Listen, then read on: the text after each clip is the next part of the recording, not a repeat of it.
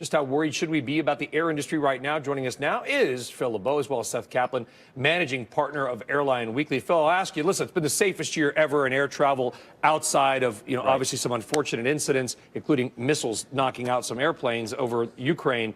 That aside, is the airline industry not investing enough, or the government not investing enough for down the road? The infrastructure clearly needs to be updated, and everybody knows that. This is one of those things as if everybody knows what the problem is in terms of congestion and the outdated infrastructure here in the United States when it comes to air traffic control and increasing safety.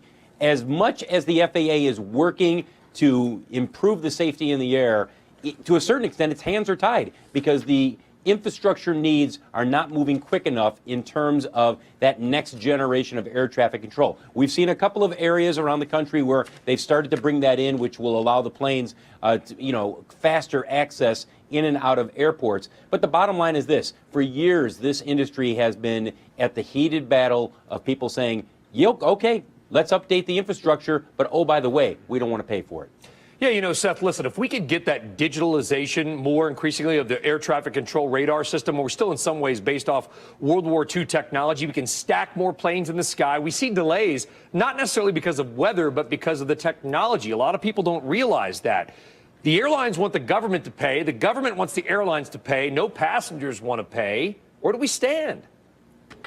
Yeah, Brian, as you said in the intro, an extraordinarily safe industry, but to get there, we have to do all of these extraordinarily inefficient things. You would think the benefit of being in an airplane, quite frankly, is that you'd be able to fly more or less in a straight line to your destination, right? But that's not what they do. It's really kind of these highways in the sky with a lot of separation between airplanes to compensate for the fact that that infrastructure is so old. And really, right, airlines have kind of felt, look, we would spend the money if we knew that it would be worth it, but you need that government match, basically to get the infrastructure up to where the airline investments are worth it, to where you can move toward what airlines call free flight. Basically, airlines flying in patterns that make more sense, saving money, saving the environment because you're burning less fuel, and saving us all time. Seth, listen, our viewers know I travel a lot. Phil, not as much as Phil, but we all travel probably a lot, okay, given what we do. And I know this. Sitting in Newark Airport, sometimes you're just thinking, this is an industry that, from a traveler's perspective, appears to be doggone close to this max capacity, like total shutdown mode sometimes, like just completely inoperable.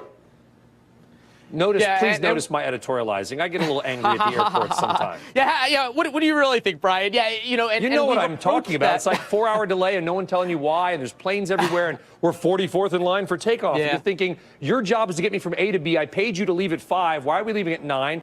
What is it, too beautiful? Or they got to fly in a pilot? It just seems like the air sorts and maybe overloaded right now.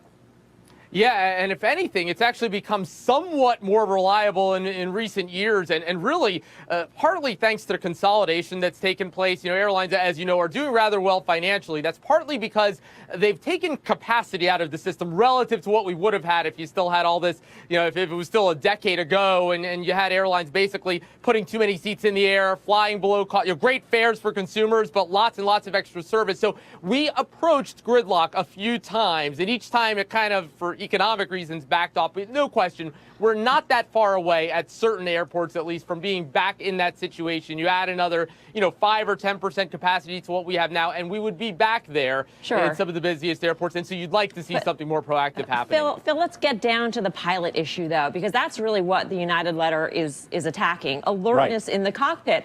The fact of the matter is it's difficult to get pilots. There's even more competition from the Gulf airlines as well as the Asian airlines. And then you throw on top of this the reliance on autopilot these days, which really makes pilots less alert.